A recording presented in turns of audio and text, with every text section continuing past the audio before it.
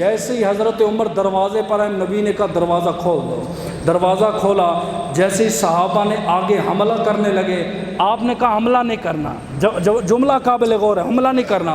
صحابہ نے کہا آقا یہ ہمارا سر کاٹ دے گا، فرمایا محمد کو رب کی قسم ہے عمر سر کاٹنے نہیں بلکہ اپنا سر غلامی مصطفیٰ میں دینے کے لیے آ رہا ہے۔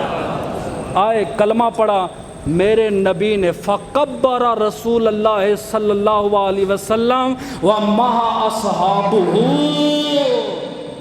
خطیب تقریر کرے نعرے عوام لگاتی ہے، امام تقریر کرے مقتدی نعرے لگاتے ہیں، عمر نے کلمہ پڑھا، محمد مصطفیٰ نے نعرے لگایا اور اتنی بلند آواز سے نعرہ لگایا کہ مکہ کی پہاڑیوں سے اللہ اکبر کی صدائیں آ رہی ہیں۔ آپ نے فرمایا اب اسلام کو کوئی خطرہ نہیں، اب جس کو جتنی طاقت ہے آ کے ہم سے لڑ لیں۔ اس کے بعد شہادت پہ جاتا ہوں، وقت کم ہے، شہادت بعد میں ہوئی ہے، خبر نبی نے پہلے دی ہے۔ پہلی خبر آپ نے خواب میں دیکھا ایک سفید مرغ ہے، آپ کی ناک پہ چونچے مار رہا ہے۔ آپ نے حضرت اسماء بنت امیس کو بلایا، اپنا خواب سنایا، انہوں نے کہا حضرت عمر آخری وصیت کر لو، آپ کی شہادت قریب ہے۔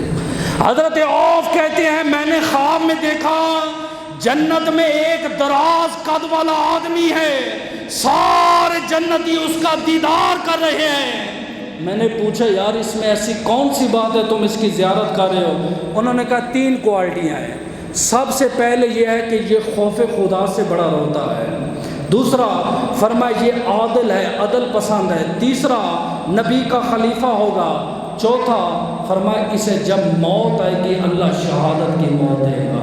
آپ کہتے ہیں میں نے جب اندر جا کے دیکھا وہ حضرت عمر تھے، میں نے یہ خواب حضرت ابو بکر کو سنایا، حضرت ابو بکر نے حضرت عمر کو بلایا، حضرت عمر غصے میں آ گئے، آقا آپ کے ہوتے ہوئے میں خلافت کا سوچ بھی نہیں سکتا، جو کہتے ہیں نا خلافت پہلے سے مقررہ تھی، آپ کے ہوتے ہوئے میں سوچ بھی نہیں سکتا۔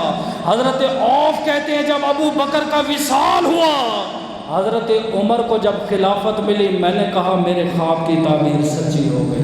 اب شہادت کی وجہ کیا بنی؟ ابو لولو فیروز نامی ایک مجوسی ہے، مغیرہ بن شعبہ کا غلام ہے، بڑی عمدہ چکیاں بناتا تھا، اس کا بڑا نام تھا مدینہ طیبہ میں، لوگ دور دراز سے آتے تھے چکیاں خریدنے کے لیے۔ ایک دن شکایت لے کر حضرت عمر کے پاس آیا، آقا میرا آقا جو ہے وہ ٹیکس زیادہ لیتا ہے، چکی کی قیمت کم ہے، ٹیکس زیادہ لیتا ہے، لہذا مہربانی فرما کے میری صلح کروائی جائے، حل کروایا جائے مسئلہ۔ آپ نے فرمایا بتا کتنی چکیاں بناتا ہے؟ اس نے کہا اتنی اتنی اتنی اتنی۔ آپ نے فرمایا تیرا آقا جائز ٹیکس لیتا ہے، تجھے دینا پڑے گا، اس میں کوئی ناجائز بات نہیں ہے۔ اگر ناجائز بات ہوتی حضرت عمر نے زمین کے چپے چپے پر عدل کیا، تیرے ساتھ کیوں نہ عدل کرتا؟ اس نے اس بات پر دشمنی بنا لی، کہا میں حضرت عمر کو شہید کروں گا۔ سمجھ آئی؟ آج کسی بھی آپ عامل کے پاس جائیں، آپ کو حضرت ہم نے پتھر پہننا ہے، وہ کہتا ہے فیروزہ پہننا، نیلا فیروزہ۔ فیروزے 2 قسم کے، ایک ہے حسینی، وہ سبز رنگ کا ہے، ایک ہے شجری فیروزہ، ایک ہے سادہ فیروزہ جس کا نیلا رنگ ہے۔ فیروزے میں بڑی تاثیر ہے، کیوں؟ فیروزہ پتھر اس لیے پہنتے ہیں، ابو لؤلؤ فیروز مجوسی نے آپ کو شہید کیا تھا، اس نسبت کی وجہ سے یہ پتھر پہنا جاتا ہے۔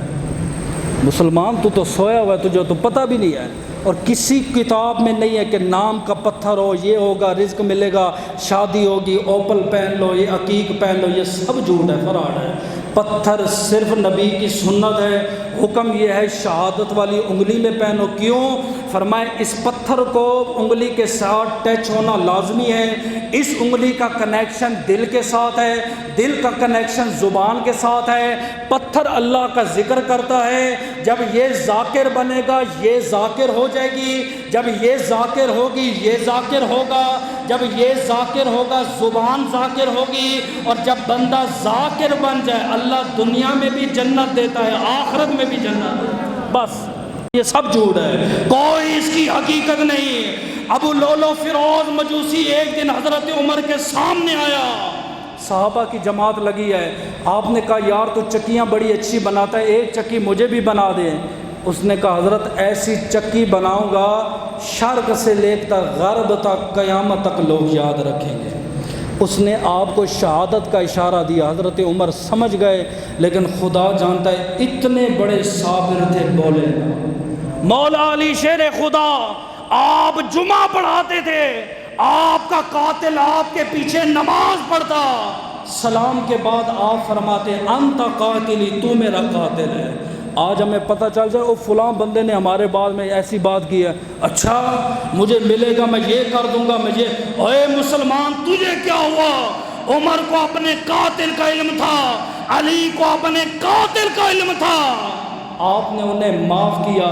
فرمایا تعلیم ہے، جو مسلمان ہوگا اپنے قاتلوں کو معاف کرتا جائے گا۔ تو انہیں تو مسلمانوں سے بدلے لینے شروع کر دیے۔ یہ شعار، یہ طریقہ ہندوؤں کا ہے، مسلمانوں کا نہیں ہے۔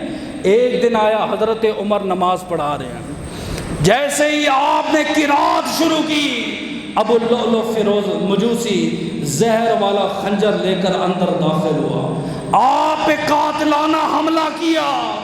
سب سے پہلے آپ نے کہا عبد الرحمن بن عوف دوڑ کر آؤ اور مصلی رسول پہ کھڑے ہو کر نماز پڑھو۔ نماز نہیں جانے دیں۔ حضرت علی کی شہادت بھی دیکھ لیں، حضرت عمر کی بھی دیکھ لیں۔ آپ نے فرمایا نماز کو جاری رکھو، نماز جاری ہوئی۔ ابو اللؤلؤ فیروز مجوسی نے بڑے بھاگنے کی کوشش کی، بھاگ نہ سکا۔ سوچے مسلمان، یہ صف ہم بناتے ہیں، یہاں پہ قاتل ہے اور بھاگنے کی کوشش کرتا ہے، بھاگ سکتا ہے میرے حساب سے؟ کیوں نہ بھاگا؟ کچھ لوگ کہتے ہیں نماز میں ٹانگیں اتنی کھولو درمیان میں سے بکرا گزر جائے۔ میں کہنا ہے نبی کے صحابہ جب نماز پڑھتے تھے بس اتنا فاصلہ ہوتا تھا ٹانگوں میں، جو اتنی ٹانگیں کھولتے تو حضرت عمر کا قاتل نہ نکل جاتا، کندھے سے کندھا ملا کے کھڑے ہوتے تھے، قاتل بھاگ نہ سکا۔ اور جب قاتل کو پتہ ہے رحماء بینہم اشداء علی الکفار، اب سمجھیں جو پہلے جنہوں نے سنا ہے کافروں پہ بڑے سخت ہیں، اسے پتہ ہے میں پھنس گیا ہوں، اب تو مجھے نہیں چھوڑیں گے، خنجر اٹھا کے اپنے سینے پہ مارا، 1 2 3 مر گئے۔ نہیں آئی؟ ایک پٹھان کو نا ایک بندے نے نا لیلا مجنو کا قصہ سنایا ہے، وہ مجھے ہی سمجھ لیں، آپ پٹھان بن جائے تھوڑی دیر کے لیے۔ پوری رات قصہ ہوتا رہا نا، پٹھان ساری رات نہیں سویا۔ وہ جس نے قصہ سنایا اس کی آنکھ کھلی، دیکھا پٹھان جاگ رہا ہے، اس نے کہا پٹھان کیوں جاگ رہا ہے؟ یارا مجھ کو سمجھ نہیں آتی وہ لیلا مرد تھا یا عورت تھا، میرے ساتھ بھی آپ نے وہی کیا۔ اور میں بتا رہا ہوں حضرت عمر کا قاتل بھاگنے لگا لیکن بھاگ نہ سکا، خنجر اٹھا کے اپنے آپ کو مار دیا۔ چلو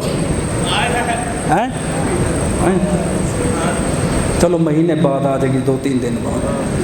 حضرت عمر کی جب شہادت ہونے لگی، آپ کی وصیت سنیے، آپ نے فرمایا میرے بعد اگر خلافت پہ بٹھانا علی کو بٹھانا۔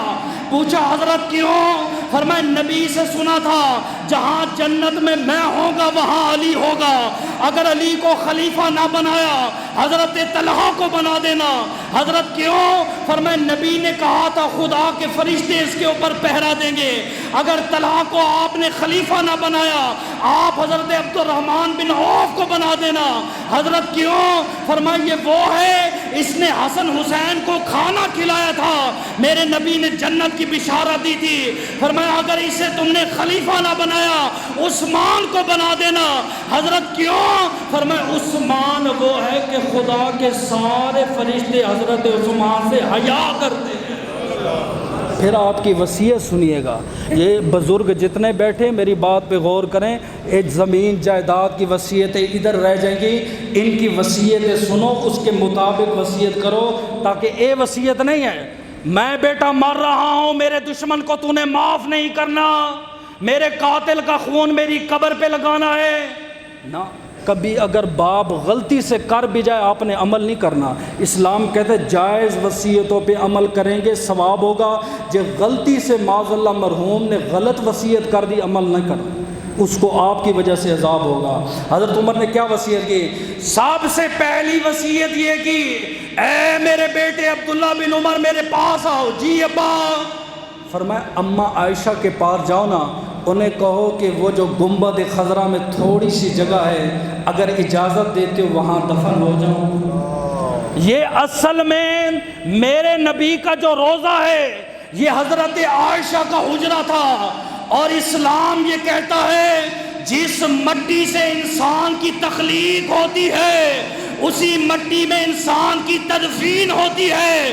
معلوم ہوا جس مٹی سے اللہ پاک نے نبی کو پیدا کیا اسی مٹی سے اللہ پاک نے ابو بکر کو بھی پیدا کیا، عمر کو بھی پیدا کیا۔ حضرت عائشہ کا جواب سن، کتنی ہماری ماں، آپ نے جب جواب سے جا کے یہ کہا نا حضرت وہ جگہ مانگ رہے ہیں، فرمایا بیٹا رکھی تو اپنے لیے تھی، عمر میرا بیٹا ہے، ماں اپنے بیٹے پر جگہ کو قربان کر دی۔ بیٹے نے آ کے جب یہ خبر دی آپ نے عمل نہ کیا، فرمایا بیٹا ہو سکتا ہے میں امیر المومنین ہوں، خلیفۃ المسلمین ہوں، شاید میری ماں حضرت عائشہ کا ارادہ بدل جائے، میری موت کے بعد پھر پوچھ لینا، اگر پھر کہہ دے تو مجھے وہاں دفن کر دینا، اگر نہ مانے تو جنت البقیع میں دفن کرنا۔ دوسری وصیت آپ نے فرمایا مجھے غسل دینے کے بعد میرا جنازہ حضرت صہیب رومی پڑھائیں گے۔ تیسری وصیت فرمایا میرے جنازے پر نہ نوحہ کرنا، نہ آگ لے کر جانا، نہ نوحہ کرنے والی عورتوں کو لے کے جانا۔ چوتھی وصیت آپ نے فرمایا میرے قبر میں جب لٹانا نبی کے قدموں میں، اے میرا سر جو ہے نا دائیں زمین سے ملا دینا۔ ہم قبلے کی طرف کرتے ہیں نا میت کا سر، وہ کہتے ہیں کہ ایسے جو ہے زمین کے ساتھ ملا دینا۔ حضرت کیوں؟ فرمایا یہ سجدے کی حالت بن جاتی ہے کہ جب بندہ سجدہ کرتا ہے اللہ پاک اس پہ رحم فرما ہے۔